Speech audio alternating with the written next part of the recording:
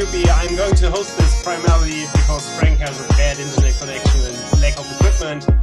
Frank is here from 3F. He's not saying anything. And we have Raphael from Flipside Crypto, and our special guest this week is Matt from 6S. Great. And now we are going to have the music cut out, right? Great. Yeah. Cool. Hey, Frank. Thanks for the intro. Good to see some pictures from Medellin, Cosmoverse at the moment. Very exciting. I'm just back in Bavaria. Weather here is absolute shit. It's been raining for 2 days straight, like in a row.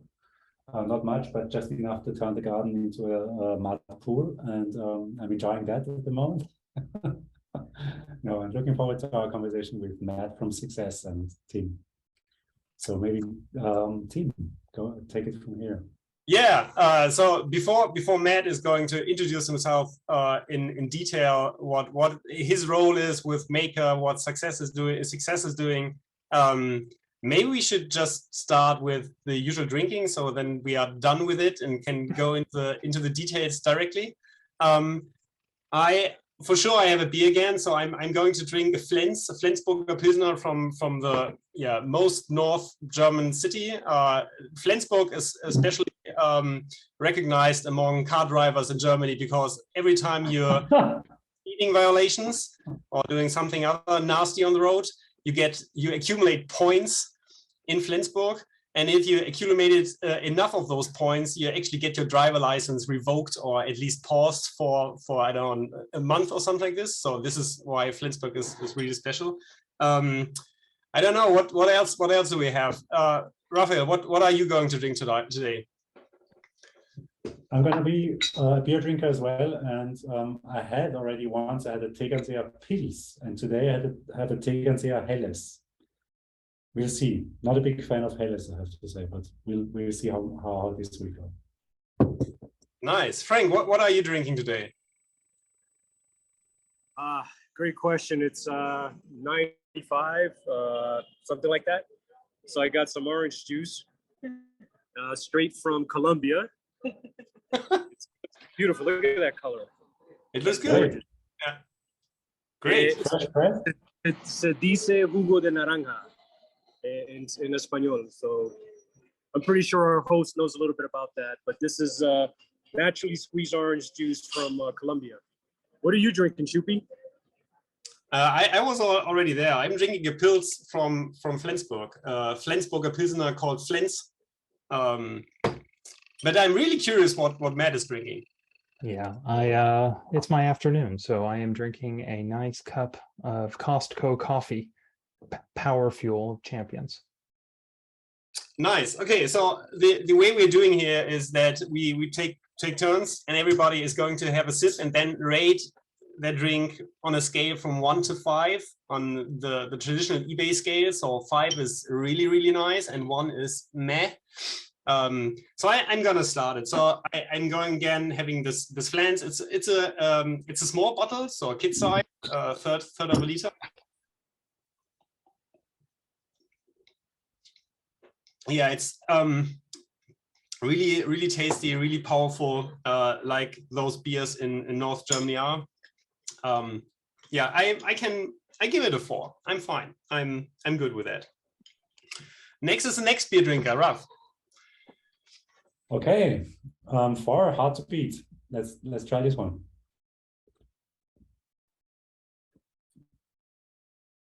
Yeah, it's like a quintessential Bavarian Helles, I would say. I'd give it like a 3.5. I'm not a big fan of this class of beers, but it's very drinkable, quite sweet, which is what I don't like. So 3.5. Matt. Yes, I will have to enjoy my coffee now. 3.5 early in the morning. That sounds. Yeah, this is Costco black coffee, so it gets a bona fide 2, maybe a 3. Yes. So, no sugar, no milk, just straight black coffee. But do you enjoy coffee, or is it just something that you take because you need it as a drug? Both. Both.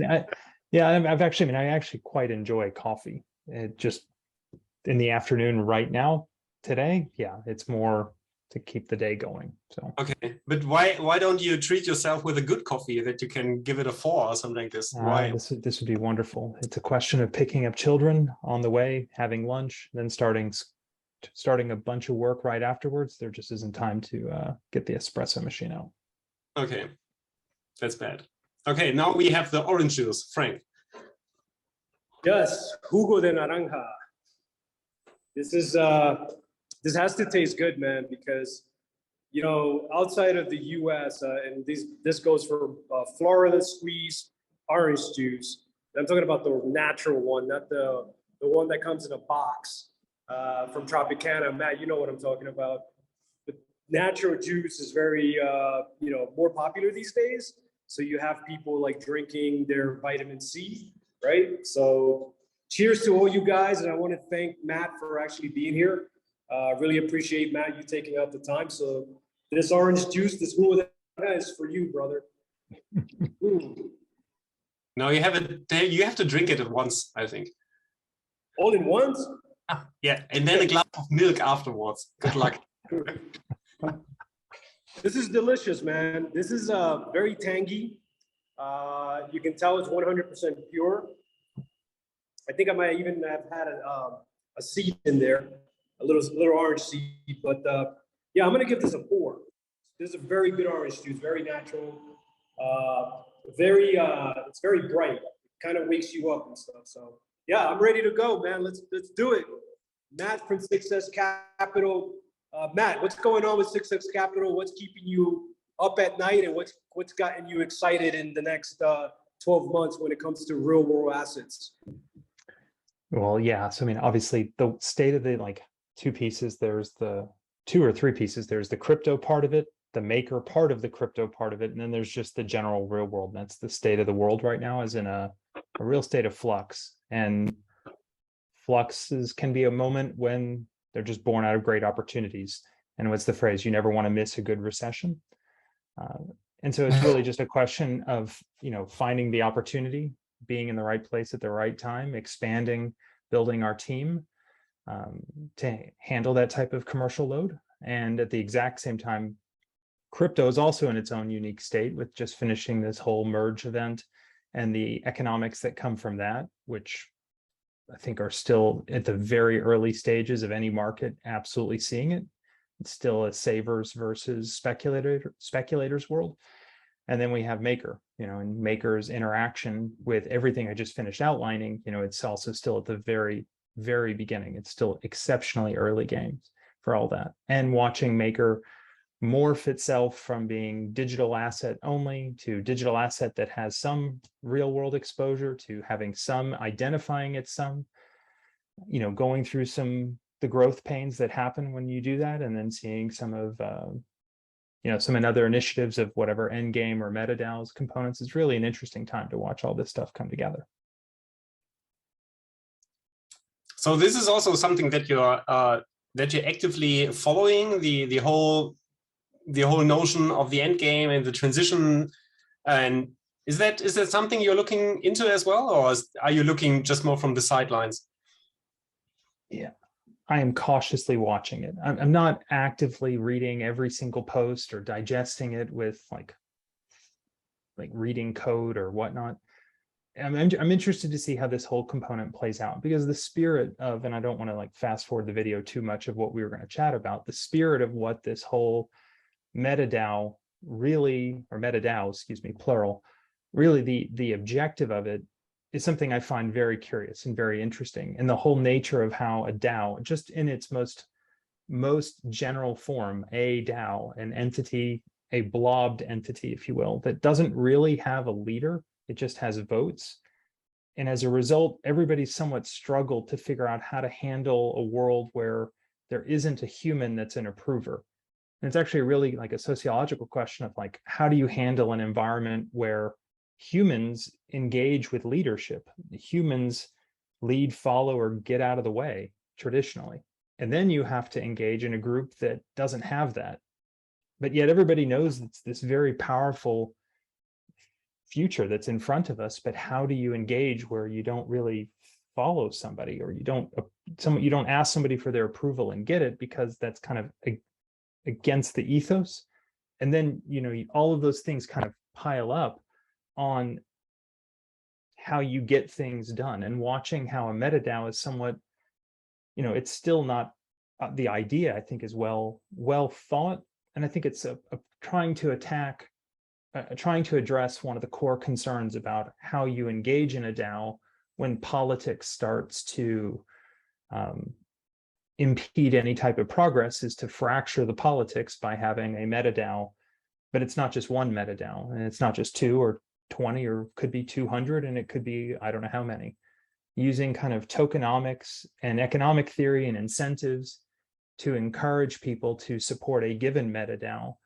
And those that don't support it will just go do their own MetaDAO and do something totally different, and look to gather that same type of tokenomics and socioeconomic benefit in another MetaDAO, and try and fracture all that politics and break through this logjam, rather than having a leader that would traditionally tell people what to do.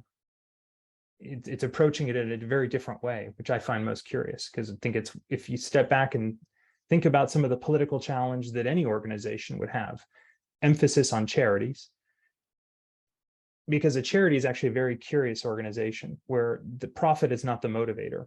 But yet, if you want to watch leadership in terms of people really kind of come to the surface, you see that it's very difficult to get a group of 50 people together and say, go build a house. It takes leadership to have that happen. But then in a DAO, you don't want to have leadership. You don't want to have an approver. So how do you address and encourage something similar, but without people approving? It's a curious challenge. Do you think that? Oh, Raphael, go on. I think that's a very interesting topic that's very dear to my heart, and I've been thinking a lot about it. So just curious about your opinion. Do you think that DAOs shouldn't have leadership at all, or that leadership has to be fluid, right? I think a DAO can have leaders, but it shouldn't be the same person over and over and over again, in a way. Yeah, I think there's leaders and there's influence.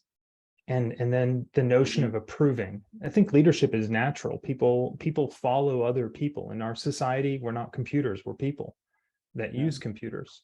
And some of those people have lots of influence. And that's also true and fine.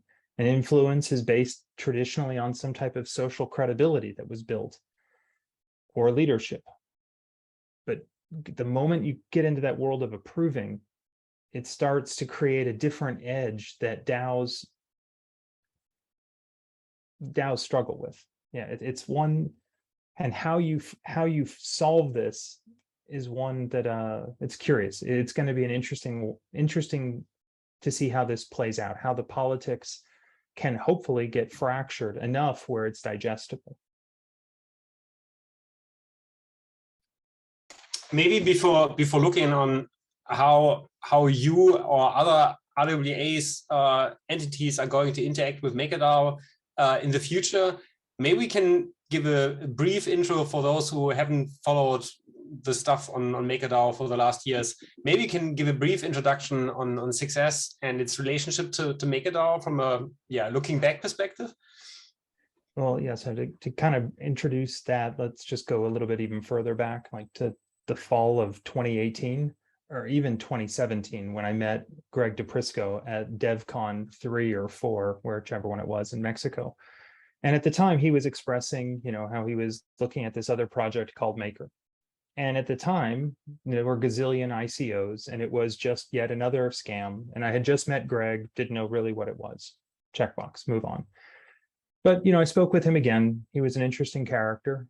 And he told me again in the spring of 2018, that I really should take a look at Maker. And I said, okay, I'll do that. There were a lot of things going on, and I didn't.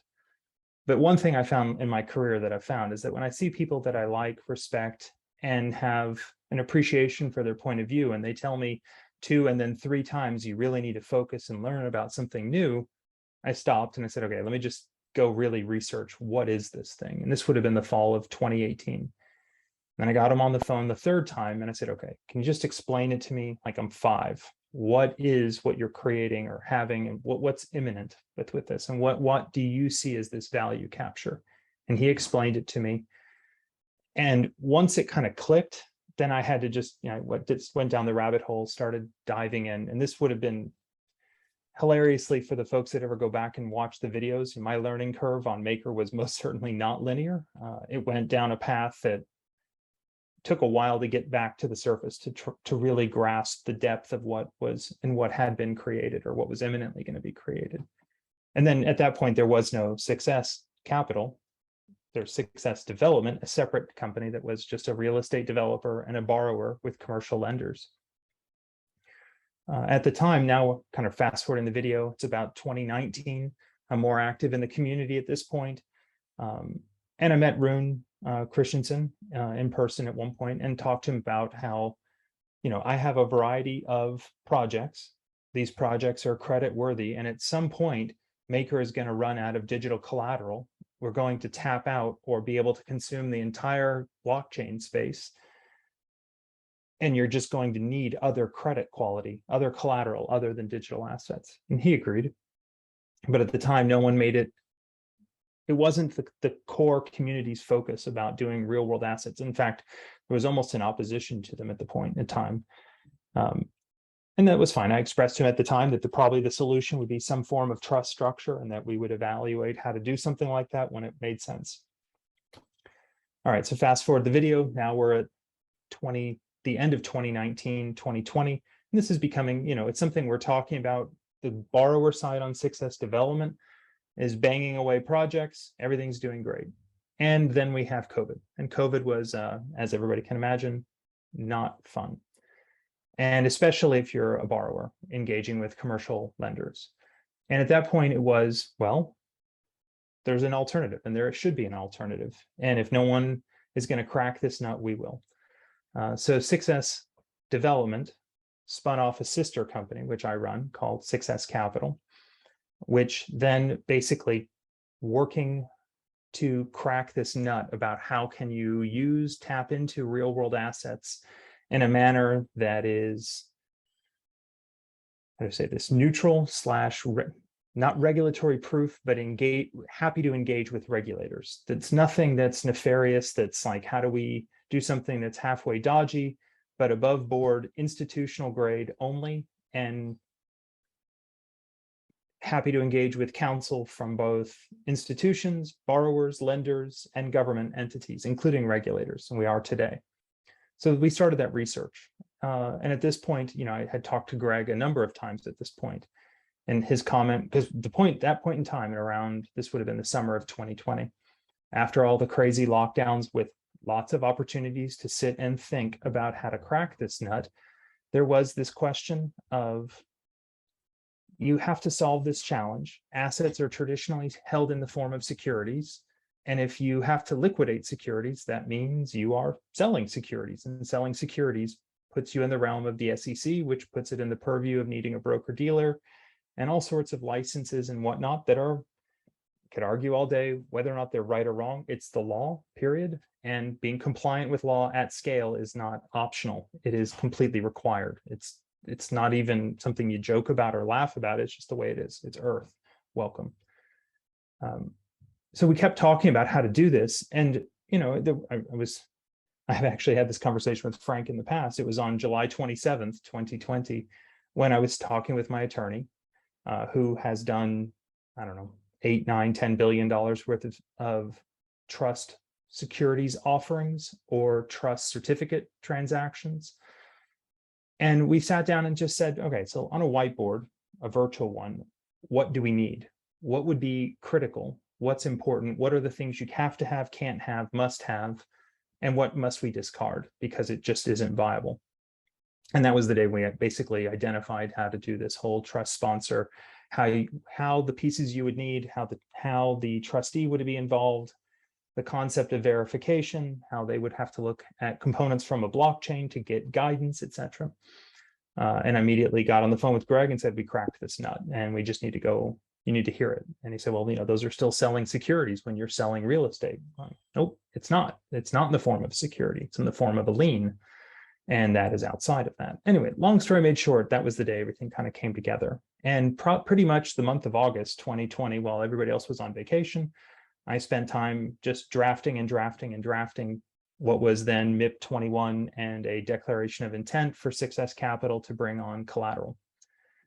And at the time, ironically, there wasn't a MIP. Everybody today says, hey, MIP6s they're jammed up and they're backed up. And, you know, Success never did that because there wasn't a process to onboard real world assets because there just didn't even exist. So we put forth a proposal, the community accepted it, and then we got into the real work.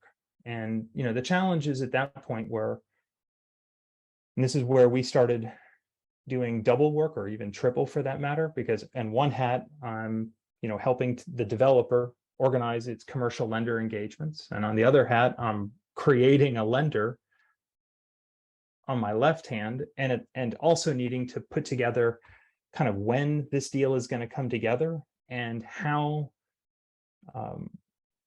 to maintain those relationships with your existing lenders and not piss them off, because you don't throw them under the bus, because you don't treat people any different than you'd want to be treated. So, you know, we're engaging with a variety of trustees, a variety of variety of attorneys. You know, Wilmington Savings Fund Society, can't tell you how many hours we spent with them on the phone and their attorneys going through the KYC, AML, identifying how we were going to engage with the portfolio interest exemption for tax purposes, going through how this wasn't the issuance of securities, that we were acquiring a lien, that Success Capital itself is acting in its capacity as a lender and raising equity, first loss equity that has to get married to a credit agreement. And that credit agreement, there's a little bit of background for the viewers who are thinking it's interesting. That credit agreement, so my attorney used to work at Federal Express, and she was the one that created the concept of a triple trust structure where they put aircraft inside of trusts. And a small company called Walmart picked up on that and said, hey, this is a great idea. Let's put commercial real estate inside. So she helped work with their counsel to get that put together. Then Wall Street figured out that you could also put other commercial real estate inside of a trust, and then mortgages inside of a trust. The credit agreement that Success Capital is using and got ultimately approved, actually, if you go to the SEC's webpage and pull down their credit agreement and compare it to our credit agreement, you'll see a whole lot of similarities there. Long story made short, this engagement with Success took better part of a full calendar year. We got all the documents in place, put them out for the community to review and comment. And we did get some comments, many of them privately. A lot of people didn't want to put them publicly, which I found curious. And we integrated the comments where appropriate, always in favor of the DAO, not in favor of the borrower. Yeah, and basically moved to a closing, got the trust structure set up. And this is the part where it's the most challenging for some folks to really get kind of absorb why. So we didn't know when we were going to close, but we did close. But immediately after we closed, we had 3 deals that were transactions with credit tenant credit tenant borrowers that we could lend to, but they were already previously allocated to another lender.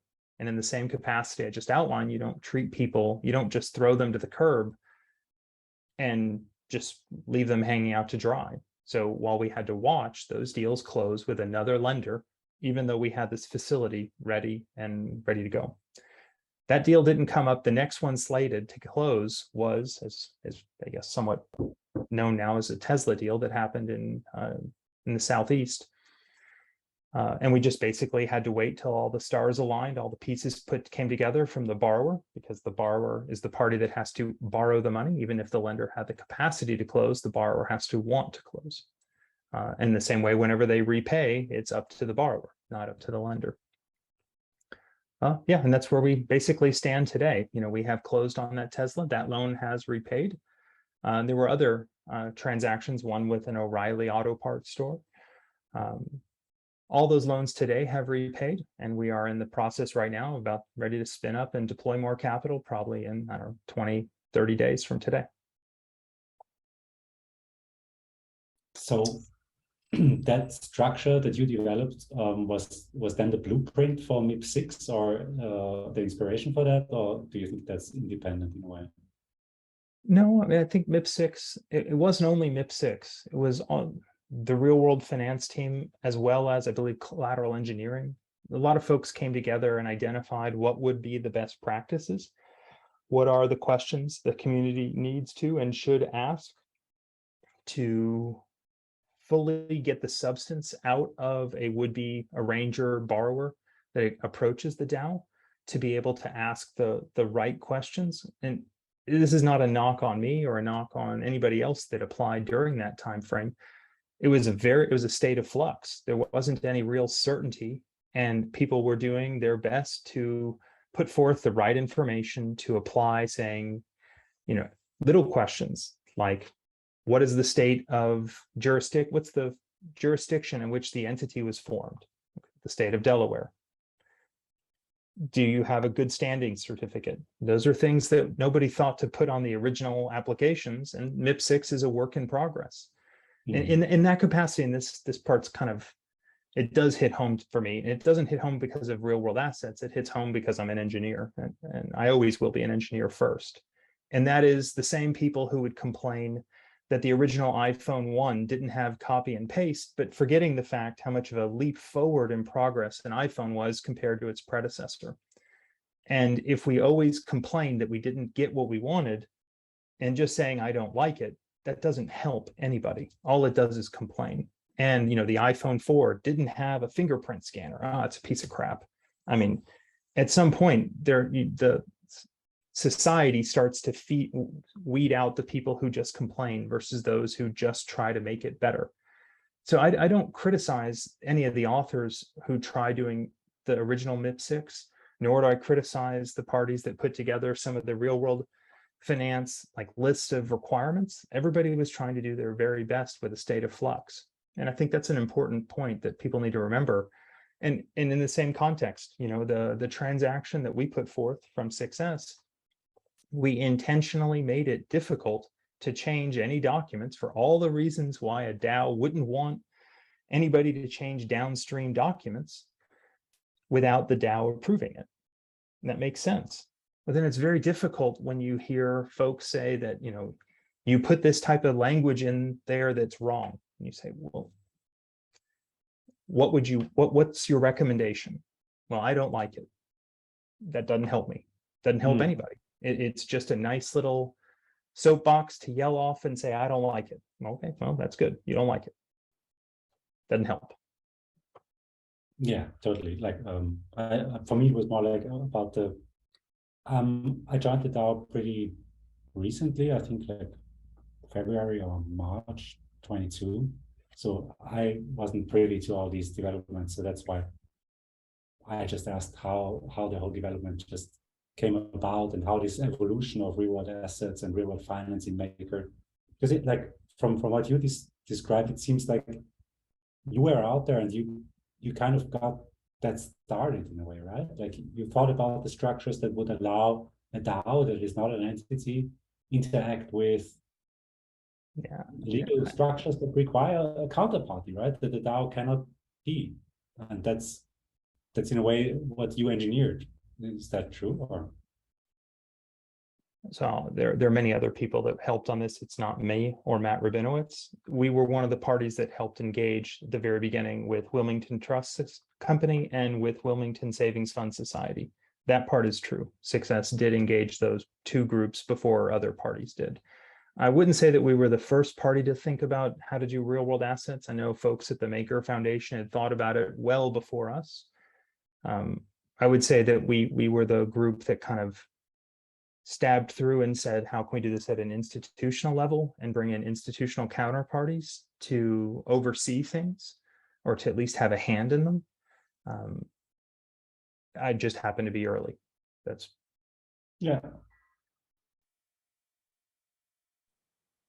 So in the very beginning, when you were interacting with Maker, there was still the foundation. So did you see some shift in, I don't know, how the organization behaved by the time the foundation dissolved and we turned full DAO? Was there a real difference? Yeah. I mean, and that goes really to what I was kind of outlining at the beginning of human leadership versus influence. And you had a scenario where you had a foundation that had whether or not they voted with the MKR or not, they had an influence. There's no way around that. They had significant influence. And, you know, it morphed into a DAO, and influence, it kind of, it's almost like if you've ever gone sailing, it felt like there was just that flap in the sail where there wasn't exactly certainty. It was, we're just going to have to move forward. And this is at the time when core units, the concept of a core unit didn't even exist. In fact, I think at the time we put forth our declaration of intent, there was no core unit that existed in parallel to it. It's very difficult to try and collaborate with parties or a DAO. And this is not, I have to say, be delicate, because I don't want to have any of this call be construed as something negative. The greater challenge with DAOs is that borrowers want to engage with a decision maker. In a DAO, there isn't a decision maker. So there's some that you have to find how you can have the right influence, but not someone who decides. And at the same time, you only have X number of hours in a day. You're trying to run a variety of businesses, and you don't have time to educate planet Earth about what you're trying to do. So you document as best you can. You do what you get as far as you can with solid intentions to doing the right thing. You communicate as much as you can, get on as many calls until you just can't do it anymore. And you let things fall where they fall. And that's just sometimes not enough. And then you do it again and again and again. And the challenge I find that with a DAO is that it's not static. You know, if you were to go to unlike a traditional mortgage where you get a mortgage, it's closed, the deal's over, and you just pay monthly payments forever, that's fine. But if in the process of applying for your mortgage, imagine every time you called, every person was different, that you would call up and somebody has something different. And at some point you're just like, I just want a mortgage. Like, I'm not here for the party. Politics can be fun, but I just want a mortgage. And if I can't get a mortgage, what am I doing here? And that's for a home, but it's a similar ethos here where you can push only so far, and the DAO has to solidify around some mutually agreed processes and self-police at some point. How we get through that, I would say that's one of the reasons why it's a very curious solution, this concept of a MetaDAO, to somewhat fracture out the politics. Because without it, I really struggle to see how it could work in its current form. I mean, before we had the beginning of this Reward Finance core units drama, you probably just had the Reward Finance core unit as your counterparty at the DAO as your primary contact person, right? Or as a primary contact unit? Yeah, just primary contact, yeah. Okay, and now we are in kind of a limbo. I get that, but it's pretty clear that we are going to see the Reward Finance core unit getting offboarded in, I don't know, 2 weeks or something like this. So who is the next entity you're going to talk to? That is an excellent question. Oh, okay, cool. I was answer on that. I've been after watching some of some of the politics kind of emerge, I decided internally to kind of just tap the brakes, that I have a business to run. I have investors. I have, downstream borrowers. Those borrowers have people who want to build locations and want a job and feed their family, and participating in politics. If I want to participate in politics and only do politics, well, I should have just created a core unit to begin with. So I just started tapping the brakes and pulling back a little bit and expanding Success Capital. We've now brought on 4 more people, and now going into a different commercial line in addition to credit tenant leasing in a different sector, diversifying. And we hope to bring collateral that the DAO can commercially compete with. And I hope the DAO chooses to compete. And that's really the kind of when I mentioned about the mortgage, it's an important aspect that the DAO, in my humble, from my lens, and that I'm not trying to preach, but it's, the main takeaway I want folks to understand is that the credit market is so insanely large. There's so much to go around. There's so many different sectors to approach, but the DAO has competition. It's not purely a cost of capital game. The DAO most certainly has a cost of capital advantage over everybody else, but that's not where the flexibility should be given.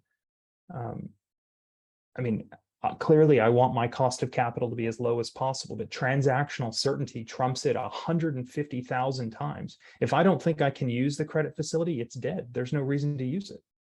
If it goes up by 20 basis points or down by 20 basis points, great. But if I can't use it, what's the point?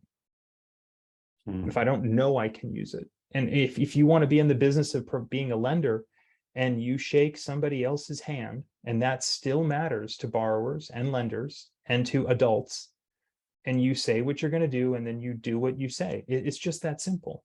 And if you shake someone's hand and then the rug gets yanked out from underneath you, killing your capability to do what you said you were going to do, it's just not even a solution. So I tapped the brakes, put my head down, got some credit agreements from third parties. And they operate in parallel to, not in replacement of Maker. And I want Maker to compete. I want to use it.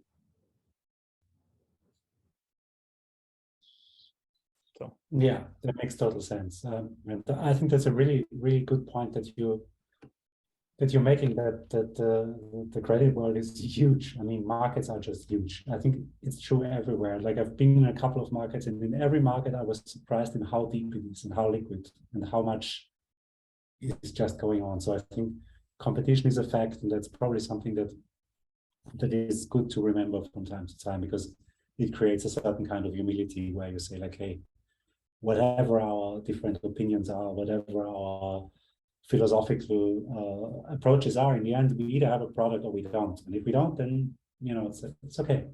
But we have to be very honest with ourselves, I think. So good call out. Yeah. I think. Yeah, and so I put forth MIP21, which I can talk about ad nauseum, and I really won't go into it for crazy long amounts of time, but the spirit of it was kind of identifying in its current form, not related to a MetaDAO, but in its current form, I just don't see how it can work without some semblance of a delegated authority to, quote, attach collateral, quote, using legal methods that exist.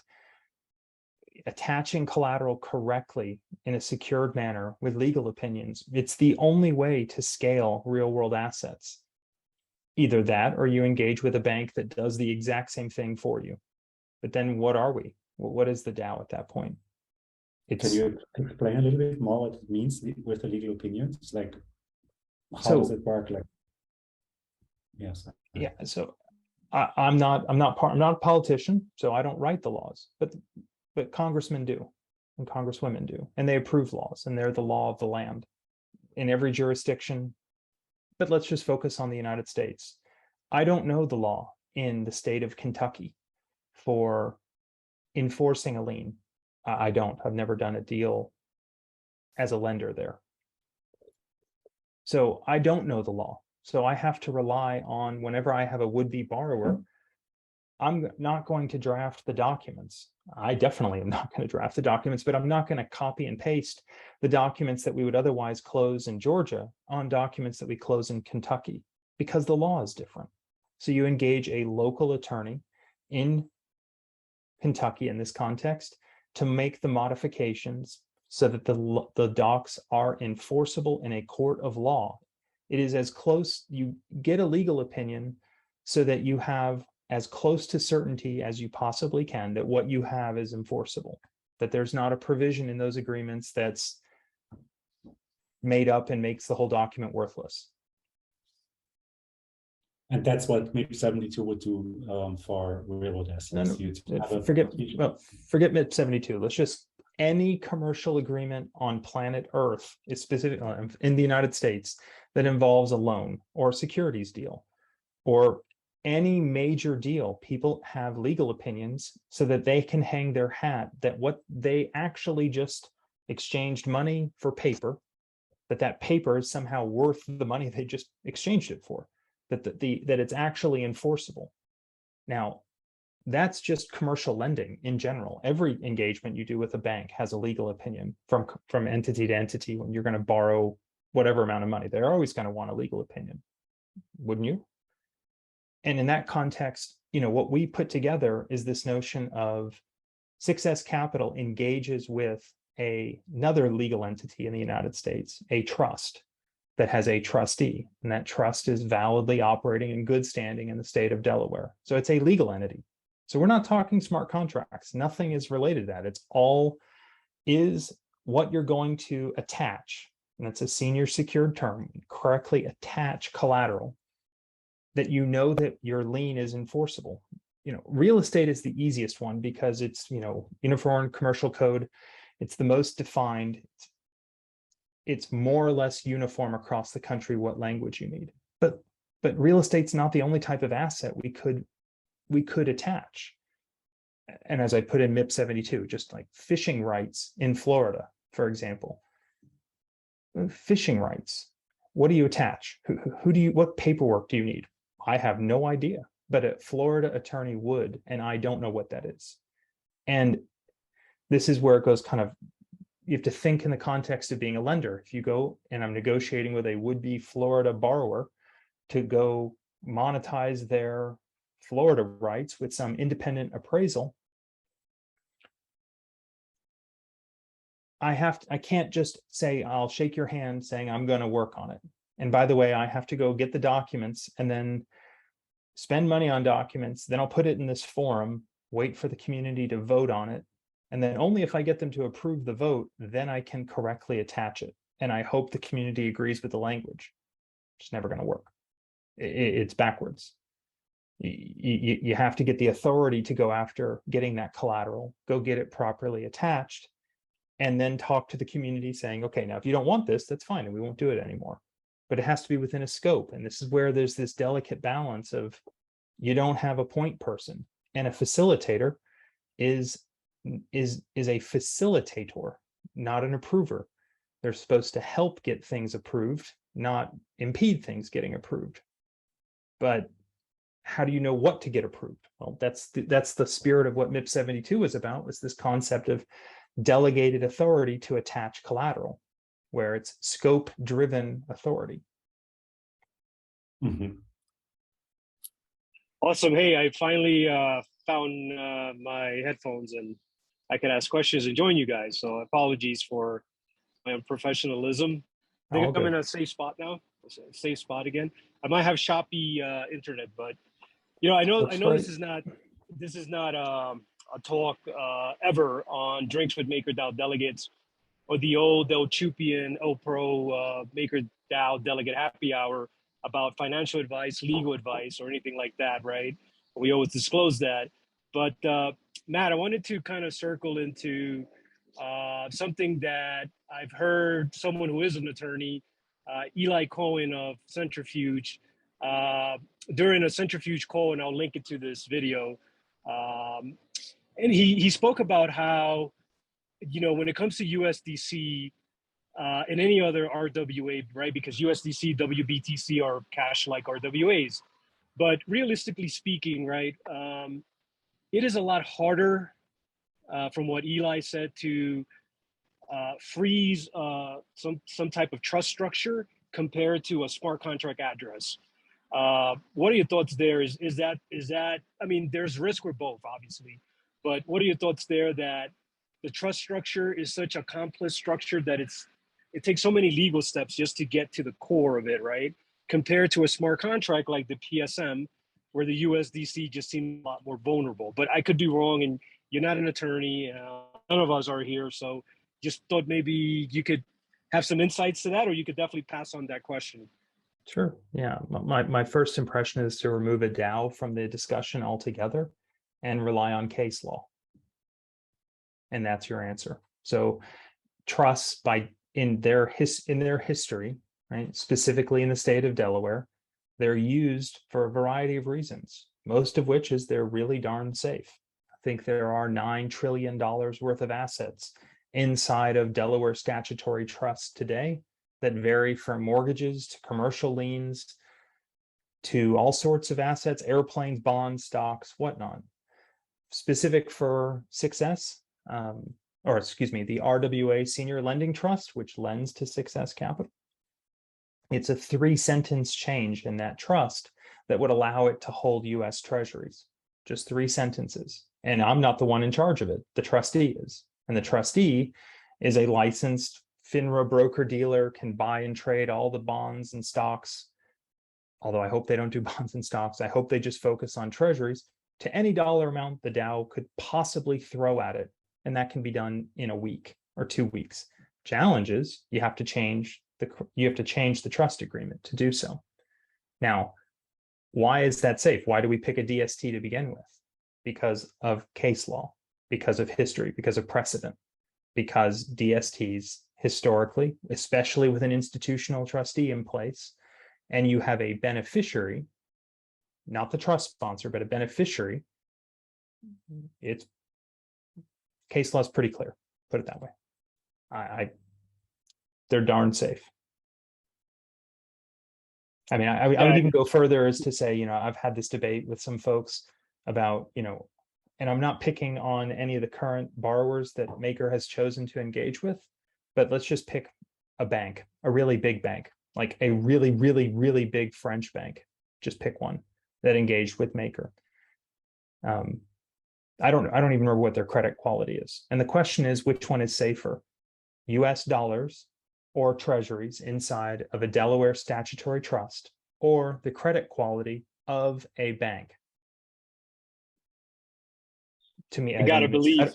I can't even believe this is even a discussion or a debate. It's so clear that it's a trust that holds a legal entity that is enforceable under law versus the credit quality of a counterparty. Yeah, and again, we're not legal experts here, but that makes total sense to me. I think that one of the hard things that the community has had a hard time grasping is just the whole trust structure. And, when you think about the community and the characters that we have, myself and you guys, we pretty much have been about the tech for a very long time. So RWAs have definitely taken some time to grasp. The trust structure is definitely complex. I still try to wrap my head around it. We also have some new trust structures coming online, right? Via MIP65 with Alan Vitalis. If you had to turn the clock backwards and go back to the early part of 2020 before DeFi summer, do you think that if we would have sort of taken the bull by the horn, so to speak, when it came to the clean money initiative, that perhaps things might have been a little bit different, and the Endgame plan, getting back to the Endgame plan, would have been structured a bit different than it is today? And of course, we're speculating here because we don't know the author who wrote the Endgame plan, which is mine, would be if the clean money initiative had taken effect. But sometimes, for my platform, 3F Delegate, I feel like if we would have taken that bull by the horn, that's clean money, perhaps we wouldn't have such a complex Endgame plan that is now trying to pick up the pieces, sort of like a dish that broke and you're trying to put it back together. Yeah, I respectfully disagree. Yeah, I think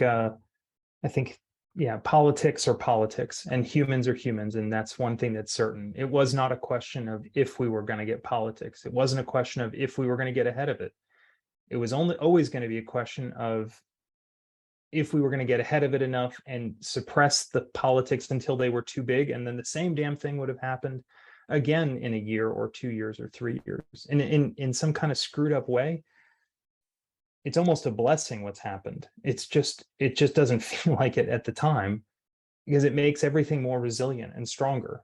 We just have to get there, and that's the greater challenge. The challenge turns into, and again, I go back to the core for me, at least, being an engineer is, and I'm not a software engineer, but just humor this for a moment. If the four of us were to write smart contract code, and we were debating what the outcome would be, how this code would compile, whether or not the answer would be 1, 2, or 3, or 4. And all 4 of us had different answers. We all looked at the code and we all looked at the same code and we came up with different answers as to what it would be. And this isn't a comment about I'm right, you're wrong. Hey, look at this. I'm some badass and you're not. But it's completely objective. You ran the code. The outcome was 4. And Tim, you were right and the rest were wrong. And so we learn. And so the next iteration, we make the code more complex. We all have 2 different answers. And again, I'm wrong with code again, but joking. But the point is that it's objective. And then you take that same community and you approach a theme that's related to legal environments, which is not the forte of the community. And the outcome is largely subjective, not objective. It's objective to those who might be experts in it, but it's subjective to the rest of, well, they put out a lot of forum posts. They must really know what they're talking about. Or this one has a legal opinion. They must know what they're talking about. Oh, this one's getting an audit. They must know what they're talking about. This one's using this attorney, and this one has this attorney.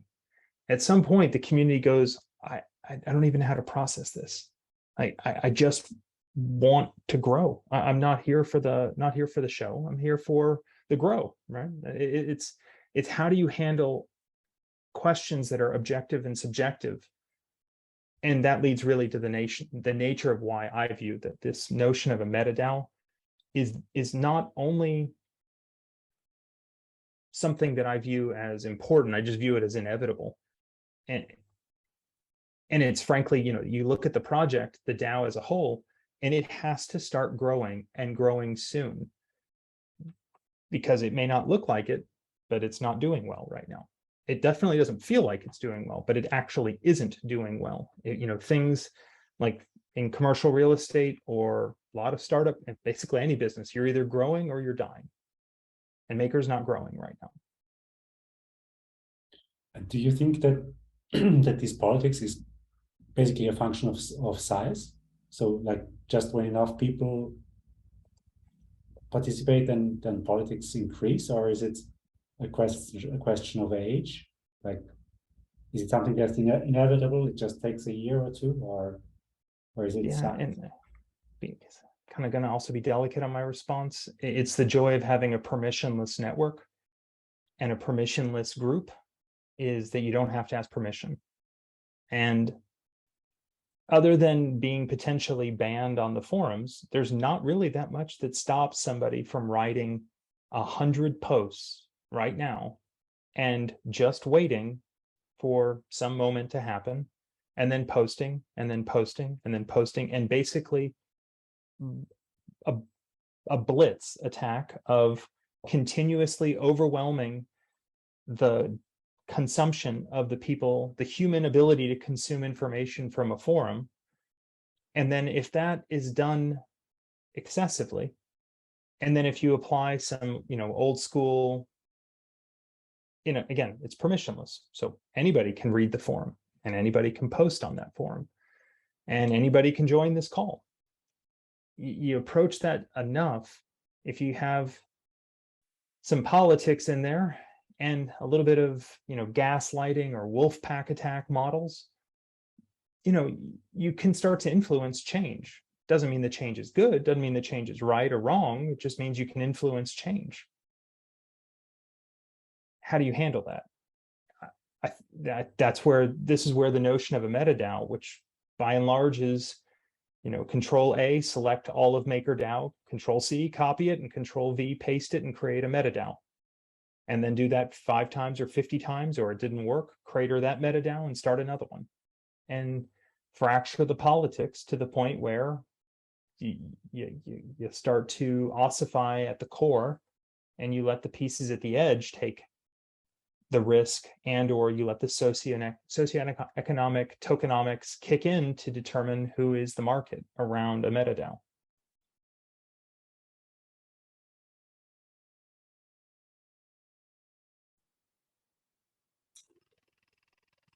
Do you have a feeling? I mean, we briefly covered the topic of how did it feel when you were interacting with the foundation, why the foundation was already there. Then you explained a bit how it is without the foundation.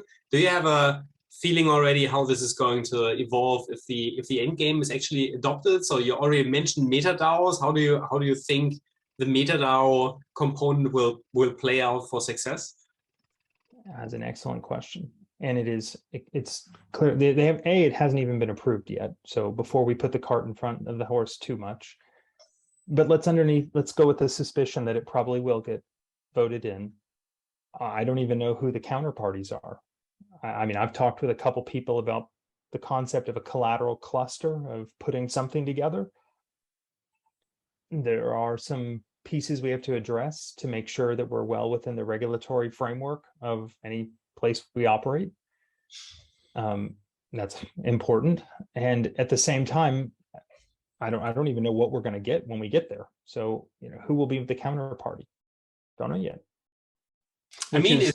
Which is part of the reason why back, 4 months ago, 5 months ago, why a large reason I tapped the brakes of let's just see where this thing plays out. I've been on the bleeding tip for a year. Let me just step back and see where other people go with this. And if I don't have a deal pipeline, it doesn't really matter anyhow. So if I let the deal pipeline die because I'm so focused on the politics, well, what was I doing, right? So that means that essentially either the endgame gets adopted and then you essentially don't know how this is going to work out, or the endgame does not get adopted, and then we need another real-world finance core unit that is essentially dealing with folks like you again, right? That's the two ways we can evolve to right now. Yeah, I actually wouldn't say core unit. I would reference core units. Yeah, if it doesn't get adopted and there isn't this concept of fracturing off the politics with actual like these meta DAOs, then we need to fracture off the politics with a variety of core units. There's nothing wrong with having competing core units, 2, 3, 5, 10 of them. The question is, how much of a budget do you have? Then you kind of ask yourself, what was the purpose of having a core unit to begin with? And it was to facilitate people being onboarded. Facilitate, a verb, to help. And as long as people are helping, great. There's nothing wrong with having 2 or 20 of them. I often think back to the days back before we had core units where people didn't have, people weren't getting paid to be working in a core unit. They're just raw community contributors that weren't getting anything. I mean, other than whatever small amount that, like personally, that I've gotten from submitting things on the forum, this, I don't even remember what it's called, the DAI component where you get paid for. Yeah, source cred. There you go. Thank you. Other than source cred, I haven't made a dime from this DAO. Doesn't mean that it's great for me. Maybe I'm foolish for what I've done. We'll see. I think the individual you were talking about was people like Primosh, even Long for Wisdom. Those folks did a lot of work behind the scenes while the foundation was still around. And, it took them a while to finally get some type of compensation. But you're right, source cred. Source cred is, it's been something that's pretty crazy incentive that has upside and downside. But yeah, go ahead, Schuppy. Sorry about that. No, all good. I just wonder. I mean, we heard similar things from Greg from RWA as well, that he's basically not putting anything into the pipeline anymore. Basically, putting the brakes and not doing anything. Wait and see how Maker evolves, which made me really sad, to be honest. I'm pretty neutral on real world assets because I just have no clue. But it feels to me that you are essentially repeating this as well, that you basically say, the amount of uncertainty is just too big. There is, it has been hard for the last years already. It's not clear if this is going to work out. Like, how did you mention if I'm not able to actually get the capital, then it doesn't really make sense to argue about what is the interest rate. Yeah, I mean, and that's not a plug to go raise the rate, but at the exact same time, I put together MIP21, which references, in my view, a methodology to expand the facility based on a delegated authority. To me, it's to me, it's one of the only ways to move forward underneath the current mindset. And it so thus far got a little bit of a lukewarm response. And they're really, until it's wanted, it's not that I feel that we should tap the brakes and walk away. I don't want to send that message. We intend on using the facility. It was approved for 3 calendar years, and we plan on using it for all 3 of those years. And we are 1 year into it. It did the events of 2022 did shake that foundation a little bit of the desire versus just engaging with an existing TradFi commercial lender, commercial bank to get a revolver, which we did, to sit alongside Maker. And there's a stark difference between the two. Now, as those politics somehow subside today, we'll probably start using it again. And same thing, if the politics start rearing back up, we'll probably refinance away from it because it's not stable. Again, if a MetaDAO can come around, which, some folks are really concerned about how far away it is, and I don't think it's next month, or it may vote next month or the month after. The actual implementation is not a 25-day and it's up and running. It's the better part of 2023, or at least half of it. Though the logic behind it is, in my view, it took a while for me to really get what a MetaDAO was and kind of ask some of the difficult questions to sit there, like, let's ask, just stop, just dumb it down, dumb it way the hell down. Tell me what this is that you're doing and why does it make a difference? And, when I started to get it, then the goal is just fracturing politics and using tokenomics and the power of people to gather around like-minded people. And if you get collateral clusters of like-minded borrowers or parties that engage with the DAO that are similar, then the community will also morph around them. And the ones that don't like it, you're welcome to go do another MetaDAO. Nothing's stopping you. It's permissionless. But again, it goes back to what I was saying before, the I don't like it stuff. That's, if you don't like it, there's another, please feel free to compete. Outcompete. Do it someplace else, but just tearing it down for the sake of tearing it down is just not useful.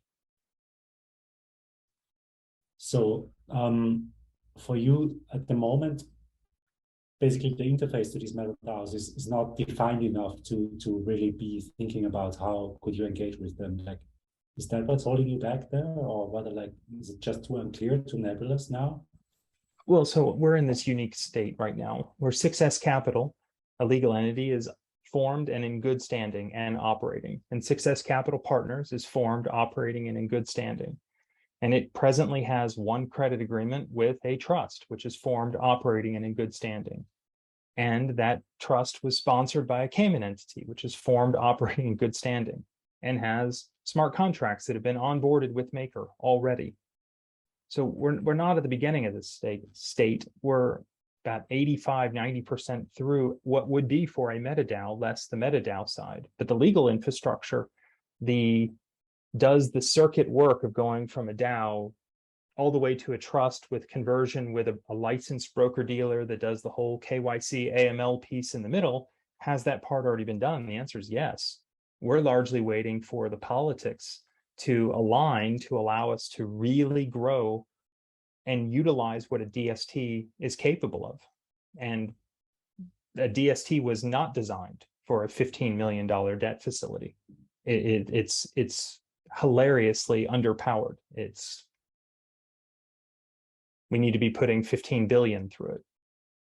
Now, I understand the hesitation and the concern with folks that that's a very large dollar amount, nor am I asking for that dollar amount today. And that amount needs to be earned, not given.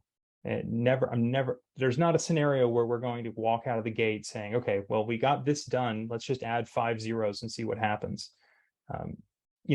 That's lunacy. But we are in a world where we want to demonstrate our ability to execute on our portfolio, execute our operations, make our investors money, demonstrate that we can generate value for our creditors, and then expand. And when Maker's ready to expand and run with us, good luck. I hope you guys can keep up. Sounds like fun times, especially scaling that amount. And Matt, can you talk a little bit about how large is this market? Like, I think sometimes it's hard to grasp from the the decentralized finance heroes of the ecosystem, and zeros, heroes and zeros, right? Because you got heroes and you got zeros who sometimes I feel, this is just my personal opinion, like they're trying to drown out the ability for decentralized finance to grow. But how large is this market? And realistically, what percentage can MakerDAO capture from the real world asset market? Whatever number I'm going to suggest, it's probably larger, but it's so enormously large that anything, and it's kind of the sickness of the zeros as a phrase, where logically you think that, you know, 1 billion to 10 billion is 10 times larger, and that's great. But when you say 100 billion, you know, logically it's 100 times greater than one, but the size and the magnitude of the dollar impact on society, kind of, people don't process it in their head exponentially or geometrically or factor wise. They just hear a bigger number. Yeah, I mean, it's hundreds of billions, quadrillions, trillions. It's enormous number. How much can Maker get? And this is the important part from my view, very little to get there initially. Over time, it can scale there, but it can't do that with one arranger or two. In fact, doing too much too soon without having a portfolio of would-be arrangers or would-be lendcos, as they were called before, is just a regulatory target, and rightfully so. And the genesis around the idea of decentralization is that, not one, not five. It's not that it's us versus them, but you need to have diversification. 6S wants to play a part in that. Not, frankly, I don't even want to be a leading part in that anymore, just a part of that pie. But yeah, hundreds of billions, trillions of total credit possibility. It's also a question, though, of to be able to get to that type of scale, pardon, there's an aspect, a mentality that Maker, in my view, has to somewhat adopt, which sometimes it seems to exhibit this mentality and sometimes it kind of reverses the thinking. And that's whether or not Maker is in it for a profit or it's in it to de-risk itself in exchange for value. And oh, by the way, that generates a profit. And one of those has a huge future and one of those doesn't. And what I mean by that, it's very similar to having value-based pricing versus utility-based pricing. And so think about that for a second. If you were to be running your website and your system on AWS, which gives utility-based pricing, how much do you charge per hour for whatever server or bandwidth? Okay, you can get your head around it. I know what my costs are. But how would we handle it if Amazon started saying, well, you're making this much money from our services, now your costs are higher? Nobody would use them. Everybody would leave. Now, if Amazon does that because their costs go up, okay, but people can get their head around that. Same way with Maker. If Maker is a credit facility and that credit facility is deploying capital in a senior secured way or whatever way it chooses and uses those risk premiums, to de-risk and offset the risk, and it happens to generate a profit, so be it. But if otherwise, when I start hearing folks in the community ask me, well, Matt, what are you lending the money at? And my answer is always the same, more than what I'm borrowing it from. Well, I want to know how much you're making. Like, okay, I hear you. I know that you want to. But amazingly, if I tell you how much I lend it for, mysteriously, you're going to advocate for my costs to be the same number. Well, that's, yeah, no, then, okay, well, if it's going to be a win-win, meaning you win and I get to watch you win, then what is that? Got it. And how has 6S Capital, how have you guys been managing the kind of stagnation of getting, any type of funding, I should say, for lack of a better word, for MakerDAO? What are you guys up to? What do you see in the next 12 months for 6S Capital? And I got to believe you guys are just going to go, full throttle ahead and kind of knock the ball out of the park, and, whether it's with MakerDAO or someone else. But if you kind of give us a breakdown of what's going on there with 6S, that'd be super cool. Sure. Well, as I alluded to before, we have not only one business line of doing credit tenant lease lending. We also are expanding into new sectors as well. Underneath the credit tenant side, we have a variety of borrowers now. We're up to, I think, 3 different groups. And yes, a lot of people want to borrow money from us, and that's great. And in this environment, in the last 6 weeks, I am being more picky now. My underwriting criteria, I'm getting a little bit more, let's just step back for a second. I am not in a rush. Let's make sure we don't jump into something that's going to bite us. We are growing and the pipeline is still robust, but we're just taking a moment of pause to take market evaluation, and rates globally are rising. And this is actually a really interesting question for Maker, because rates are rising. Does that mean we should raise the rates for our lendcos? Now, clearly I'm biased because I'm a borrower, okay? I'm a lendco, an arranger. But did Maker's risk actually change? And if it changed, then you should raise the rates. But if it didn't change, is it utility-based pricing or not? That's an interesting question. Just because the external market does that mean you can extract more value just because other commercial lenders do? That's an interesting question. Now, as far as Success Capital, we've closed $70 million of deals this calendar year, and we're tracking for more later this year, and we probably will do the same, but probably double that actually next year. Today, right now, we have $14 million, some odd million dollars. Excuse me, we don't have. The trust has, RWA Senior Lending Trust presently has 14 some odd million dollars sitting in the trust account, which pursuant to that credit agreement, provided we bring in collateral that meets the requirements of accessing that credit, we can ask and request for that capital, some portion of it to be released pursuant to that agreement, and send it to the trustee for their review, approval, and instruction, which comes from them and from the trust sponsor in the Cayman Islands to review that the collateral meets those requirements, which we plan on using some of that later this year. We're not done. It sounds like a lot of fun. And last question to close it out, Matt. And again, thank you for being so patient and putting up with these two European guys here, Raphael and Chupi. But if you had to have one wish for MakerDAO in the next 24 months, let's say 12 months, let's say near term, what would that be? What positive thing would you like to see MakerDAO do, in your opinion?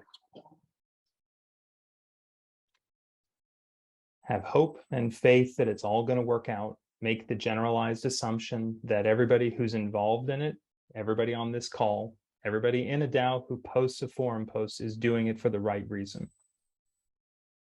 And to genuinely believe that most people are good. And I believe that at like a core level. It may sound a little corny and tacky. I've disputed many points with a variety of people in the DAO, and that's fine.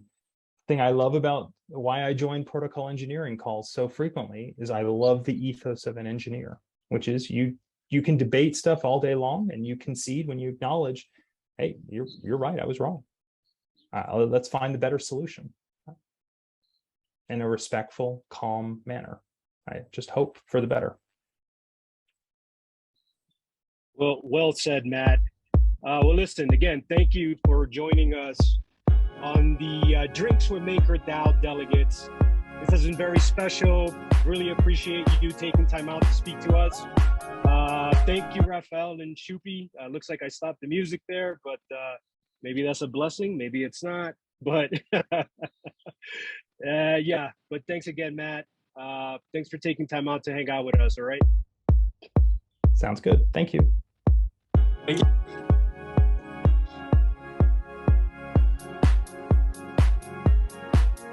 Oh man, I don't know how I keep stopping the music, but I guess it's my fault. But cheers, guys. I got this drink called Colombiana. You ever heard of it?